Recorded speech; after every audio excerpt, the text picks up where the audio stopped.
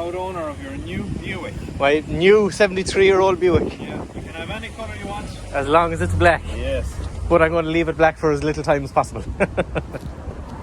Jesus. I was thinking, alright, you'd have something figured out. But Oh, yeah. You can wait for that one, yeah. You'll see that in the future, yeah. Exactly. Took up pretty much every inch of the trailer, didn't it? Yeah, it's fair wide, alright, like. It's fair long too. Isn't it? It looks belligerent, like it looks like an ignorant, obnoxious fucking thing. Yeah. Jesus. Yeah, exactly, yeah. They gave me a blast of spares and all this. An awful shame there he clipped it putting it up on the trailer, but sure, not that big of a deal. But it shows that the body is in great shape, like. Yeah. If it was something this old was going to be rusty anywhere, it'd be there, like. See underneath it? No, I didn't really get a good look, to tell you the truth, no.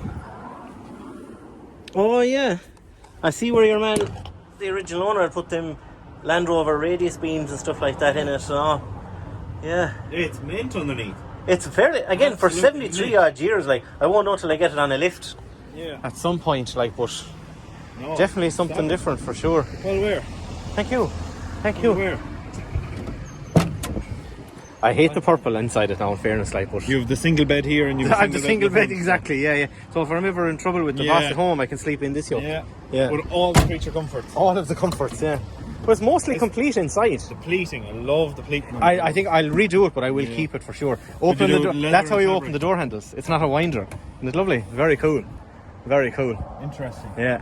I get rid of that dirty red shift knob thing on it, but other than that, it looks like it's used for it looks like it's ordered from a gentleman's special interest website. Yes. Yeah, exactly. But it's all mostly complete. He was telling me, like, a lot of the switches and stuff there, I'll rewire a lot of that.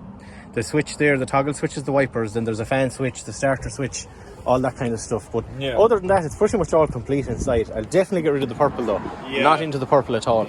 There's nothing wrong with the black, you'll do something really cool with it. Oh, I have a few things ready, alright, or planned at least anyhow. The bonnet, I should have gotten to show you how it opens. You can open it, it can hinge this side and open that way, or it can hinge the other side and open that way. Do you know what I mean? No, leave that now first. Yeah. Someone else. Yeah. No, it'll be nice though. I'd like to, hopefully now we'll be able to get the paint off them, because it's just rattle can, so. Yeah, you can kind of see it's thinning off there. Like. Yeah, exactly. So even like an aggressive compound maybe might take it off, but you wouldn't know. Like, there'll be a lot of work in it, like getting it off all of this stuff as well. Like, but you know, we'll get there. Like, a few companies around that can send it down, dip it in, get it powder coated or something. Yeah, exactly. Again, it'll be mint. Yeah. You could get all the headlight bezels and all. I might do. Yeah. Well, these are, you can still get all of these lads new whenever, or like reproduction. Yeah. Because see, there's a bonnet pull on either side. See the cable that side and the cable this side, so you can open it whichever side you want. I see. It's cool. And remember I was telling you about the headlight switch on the floor? See, it's sticking out of that. So you just tap that with your foot and that's your full lights on and off. And your dips. Yeah, mad, isn't it? But like, it'll definitely need some work, like, you know, little things like this and shit like that. Like that door doesn't quite line up. It's not a million miles off, but it's not bad. That's what it's for. You know, a bit missing there, yeah. Shine up. Take off that strip and shine it up. And yeah. You wouldn't feel a difference. No, not at all. But I think it would be. I don't think I'd be able to polish this stuff. No, I don't think so. I don't think so, yeah. Sand is about as much. Bluetooth. It's hybrid. It's hybrid, yeah. How dare you? Fully electric, yeah, fully electric, so it is. Grand job, yeah. Very, very different. 1950. It's older than every single person I know. You nearly fucking took the legs off me. We're just getting home now, I suppose.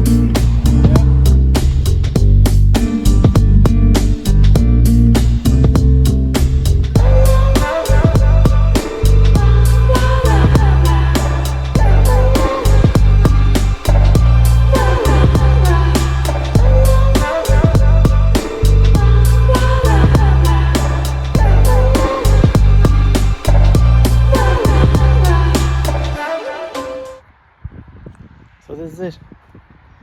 My new car. It's a 1950 Buick Special. That's what it's called. This one is what's called a tourback. They came in a couple of different versions. The 4 doors came in a tourback, which is that style back window, and then they came in a jetback, which would say kind of sloped, you know, straight down like that, like a fastback of a Mustang or something like that, you know. But this one is the tourback, 1950. Originally would have come with a straight inline 8. That's sure it says it on the front. It says, you can't really make it out there because it's painted. You can see it says Buick and then 8 over there. It came with an inline 8 engine. They called it a Fireball. I think it was a 280 something cubic inch. I'm not sure what that'd be, 4 point something litre, something like that. But this one by the previous owner has been V8 swapped. I'll show you all about that in a couple of minutes. But as you can see, it's rattle can and matte black, which I'm not into at all. I really don't like the matte black is cool, but rattle can, no, I'm not into it. Like the one chrome tooth looks kind of cool, I guess, like, but I'm definitely going to repaint it, and not a like proper professional paint job like I did with the Honda, but definitely repaint it a bit. What I'll probably do is like what people call like the patina style paint job, where it looks like it's been sitting outside for 50 years or something like that. You know, I've got a couple of ideas in my head of what I'll do with it. I'm not quite sold on a particular colour yet, but I have a couple of ideas. I'll put up a few pictures here, and if you have any thoughts, let me know. I guess it'd be interesting to hear some feedback. But yeah, the blacked out bumpers, the blacked out, like every single thing essentially is blacked out like that. Lights around there. The only chrome trim that's left is what they call the belt line. There's stuff all around it. I don't know if the visor is original or not. It looks like it probably is because it conforms to the shape of the car quite well, so I guess it's original. Mirrors aren't original. I don't know what they're after. The only thing on the car that's plastic. The little portholes are all rattle canned black. The chrome trim on the side has been rattle canned black. But overall, it's actually really good shape underneath. I was surprised. Now, I haven't had a proper look at it yet, but from what I can see laying on the ground and when it was up on Alan's trailer, it's really tidy underneath. Like, needs tidying up, but it's not full of holes or anything like that, you know. So the plan for it, not really sure, to be honest. I don't know if I'll keep it long term. I'm leaning that way, but for now, for the immediate future anyway, is just to repaint it and redo the air suspension. The air suspension that's in it is a very cobbled together kind of setup. It's not great at all. It leaks, and it's only small, like little 1/4 inch lines on it, which barely lift the car. There's no tank. It's literally just 2 compressors hooked up to lines running all the way to each corner, but I'll show you in a minute. But overall, it's definitely very cool. You would never really see anything like that around here. You don't see anything like this at all, really. You might see old American cars, I mean English cars or European cars, but you don't see anything like this. So let me show you inside. So like I said, it needs work, not a lot of work. Like, the inside is in really nice shape. I hate that kind of purpley blue navy, but the original seat material is still under there. I haven't pulled the whole thing off, but it's in pretty good nick. Back here is all right. Someone redid the headliner at some point. It's really nicely done. Someone did the door cards. They're not the original design, but they're very similar. There's a lot of stuff missing, but there's a lot of stuff that's easy to get as well. Like the door handle and the window winder are missing from there. I have those in a bag. The guy gave them to me. I'm missing the entire trim there on both sides, but that'd be very easy to make if I really want. Again, if I keep it long term, there's a lot of this stuff that if I keep it long term will get changed, but if I only keep it for a year or two, I'll just leave it. Get rid of that dirty red gear knob, as I've already talked about. What's this? I didn't see this. Who's that? I don't know. He looks like some kind of crazy monkey god or something. But anyway, yeah, and not everything with the speedo works. Nothing else works over there, unfortunately. So it would be nice, again, if it's kept long term. I'll redo all of that kind of stuff. Most of the controls there work. Radio doesn't work, obviously, and even if it did, it would only be AM anyway. There is a horrible rat's nest under there for all those gauges and aftermarket stuff, but again, we'll get redone down the line if that's the case. The air controls right there, compressor on, that's supposed to dump. The compressor then doesn't work. That's supposed to dump, or sorry, that's the compressor for the rear, and that's supposed to be the dump for none of that works. Well, they work. Oh, I have no ignition on. But anyway, the compressors do work, but they don't, the little valves to empty it don't work. They leak a little bit over time, and they don't seem to dump the car anyway. So that'll all get redone. I'm not sure what I'll do with that, whether I'll go balls out and do an airlift system in it, or kind of go a little bit cheaper this time. I don't really want to spend 2.5 grand, 3 grand on an airlift setup for it when I've already spent quite a bit on this and quite a bit on that. Should be another video coming soon. But yeah, aside from that, the inside of it is absolutely beautiful. Like, it's really, really nice. It's just such a cool style that you don't see anymore. So again, pull the dash out, put all these trims off, get rid of all that kind of navy purple sort of color. Like, get rid of all of that. I think it looks stink, to be honest. These little quarter windows are supposed to pivot this way and that way, so they're either a little bit seized, or maybe these are seized, or so there could be a pin in them to stop them from moving, for all I know. I haven't investigated any of that yet. We'll jump in the back for a second. Oh yeah, it doesn't have the original carpet or anything, and it's just literally just kind of taped down there, but I've lifted all that. There's no rot or anything like that. Like, I'm blown away for a car that was in England and then in Ireland for a long time. Yeah, it's wet there, but like, that's because it's been sitting outside since I got it home there, the clip that you've just seen. This is about 3 weeks later, by the way. So yeah, but overall, you know, I'll be pulling all of that out because that's wet, and you know, just double check it for leak. Oh, there's more shite under there. But yeah, overall, the inside is pretty nice. Very cool little, like, I guess you'd call it almost like Art Deco sort of stuff, like this little ashtray here, which is kind of seized a little bit, but still works. The pleated little package tray, whatever you want to call it. He gave me a bunch of old hot rod magazines and stuff like that. So while we're coming this way, I'll show you the boot. Hang on a second. Out. I need a screwdriver to open it because the lock mechanism thing is in a bag, which isn't ideal, but it's not the end of the world. We'll get this guy open. There we go. So yeah, the boot is freaking huge. 4 or 5 dead bodies in there if you had to. I'm not crazy on the aftermarket fuel tank, but it is what it is. That's the very cobbled together air setup, which quite frankly looks like a hazard. So that'll be one of the first things to get done once the new workshop is built. But as you can see, rear and front, and all they do is, I've checked those 1/4 inch lines, just go all the way to each corner. So there's no tank, there's no distribution for the air, for want of a better word, but that'll get done in time. It seems to work fine, but there's no no indication of what capacity it is. I guess I could figure out the formula, like multiply that by this and get the volume of it or whatever, but I can work that out for another time. It is a kind of cobbled together, to be honest, but you know, I've seen worse. But again, this is all stuff that for potentially down the line, long term, that I can redo if I really want to, like with a proper fuel cell and get like a universal sending unit and stuff like that, put that in it. Body just there, not fantastic, but passes the screwdriver test anyway. But that'll do for now. As you've seen, as Greta lovely said, it's a hybrid. Yeah, overall it's very, very cool, very unique for sure, and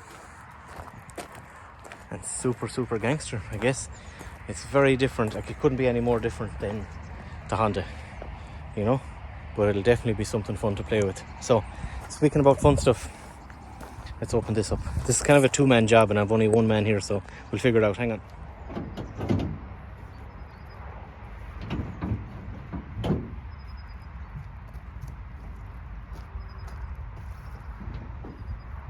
my goodness, that is heavy. Very, very heavy. Oh my goodness. Right, let's take a look. Doesn't that just look badass? It looks so cool. Like I said, this one was V8 swapped. I don't know a huge amount about it, to be honest. The guy that I bought the car from is not the person that built it. He's not the person that put the engine in or the air suspension. I get the impression he literally just bought it and drove it, and that's fine. People do that. Let me just move you a little bit here. So what he did have was a little sheet with some of the information about it. The engine came from 1994, some kind of GMC truck, like a what we would call a Jeep, I guess, over here. I haven't looked into or googled what type of engine it is. Like, it's not like this LS, this, that, the other, or anything like that. I'm not sure what it is. I think it's just a very, very plain engine. It did, however, say, I can't think of the brand, I'll think of it later. The intake manifold and the carburetor are some spiced up kind of thing, from it's a famous American brand. I'll think of it later and I'll put it in the video here. But it looks very, very cool. It is a 350, which is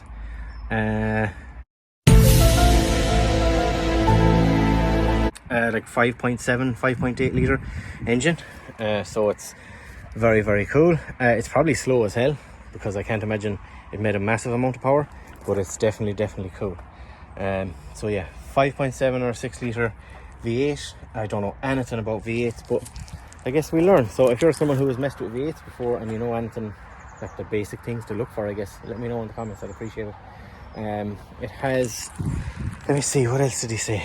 Oh yeah, there's the fan is on a switch inside. I'll probably change that to like an electric fan switch or whatever you call it. So yeah, that's what it's powered by. It's very, very cool. Apparently that air cleaner was custom made. I don't know, it doesn't look anything too custom or too crazy to me, but you know, I'll leave it there. It doesn't look that bad. But like the car definitely needs cosmetic stuff. Like that looks like fucking stuff from a house or something that you would seal things with, but you know, like double foam tape or something. The original Buick badge has been smoothed off, unfortunately, and so if I can get one on eBay, I'll slap it on there again. The cool thing about it, or one of the cool things, the bonnet, you can close that again, and then there's as you might have seen earlier, there's a bonnet cable on each side, so I can open it, like hinge it that side and open it here as well, if that makes sense. Kind of cool.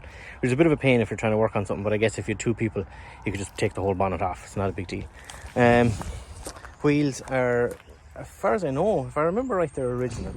I have the original spare over there. He gave me a bunch of spares with it as well. I have the original boot emblem, which is a beautiful thing. Very, very nice. There's supposed to be a little kind of door there, and that's where your boot or your key would go. But that's been smoothed again. I'll probably drill out the holes and refit that. He gave me a bunch of other cool stuff. There's an original style rear view mirror. Hello.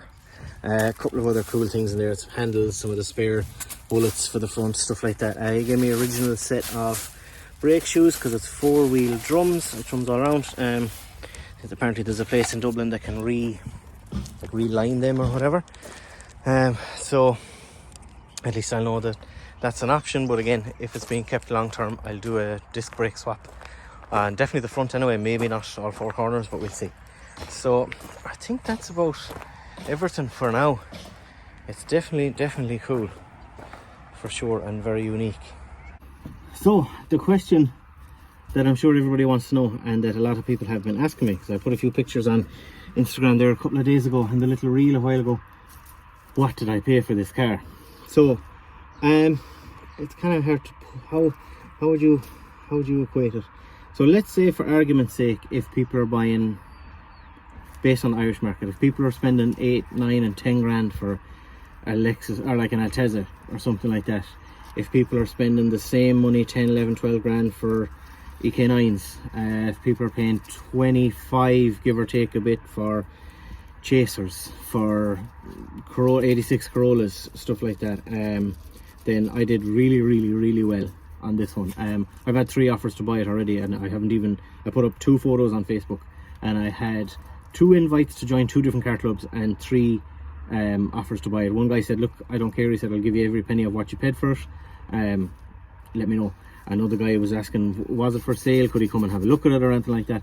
And to be totally honest with you, in the 3 weeks that I've had it, this kind of half an hour or so that I've been recording this is the most that I've gotten to look at it, between kids' birthdays, my wife's birthday, everybody being sick, shitty weather, stuff like that. So, but yeah, I paid what I consider not a huge amount, not a massive amount of money, but you know, it wasn't cheap either, I'll put it that way. It's the most I've ever spent on a car, for sure, outright, like buying it.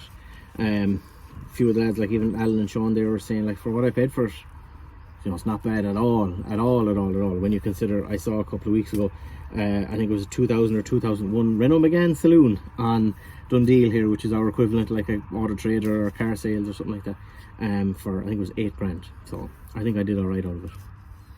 Yeah, so that's kind of a quick overview of the car. Don't get me wrong, like it needs, well, there's 2 ways of looking at it. As I've said it, I should put a counter of how many times I've said if I keep it long term. If I do keep it long term, it'll need a nice bit of work. I just realised that is just stuck on. Surprise, surprise. There's a lot of shit just thrown in this car. But yeah. But if it's kept long term, the big things will be pull the body off the frame, just inspect everything, redo anything that needs redoing, you know, rewire it, probably stuff like that. Like, it's obviously with that engine in it, it's already been converted to 12 volt because it would have originally been 6 volt. But like you saw, the rat's nest underneath there, like it, and in the boot, I'm sure it's probably okay. It's never gone on fire so far, but I don't like the idea of it, to tell you the truth. So I think if it's kept, all of that stuff will get redone, like, you know, interior out, pull all the wire and everything like that, and just redo it. Put a proper nice fuse box in it, maybe not like a PDM or anything like that, but just, you know, a nice little simple fuse box, because there's fuck all circuits in the car really, aside from lights and engine stuff, and the transmission controller thing as well, actually, now that I think of it. But again, I can learn all about this as we go. But if I don't keep it long term, all I'm going to do is paint the outside, probably paint the inside, like I said, because I really don't like this navy blue. It's a bit too kind of like 70s kind of pimping, be pimping since pimping's been pimping. Pimp, I'm talking about pimping been since pimping since been pimping since been pimping. So, but yeah, fix the air ride, paint it, and then cruise around for a couple of years, or a year at least anyway. We'll get 1 or 2 good summers out of it and see what happens after that. It will be probably a while before any of that happens. There won't be videos on this at all regularly or anything like that, like in the same way there was with the Honda, or still is with the Honda a little bit, because as you've seen, I'm building a shed. You can just see the corner of the foundation sticking out there, so that is going to take up a lot of time and an awful lot of money.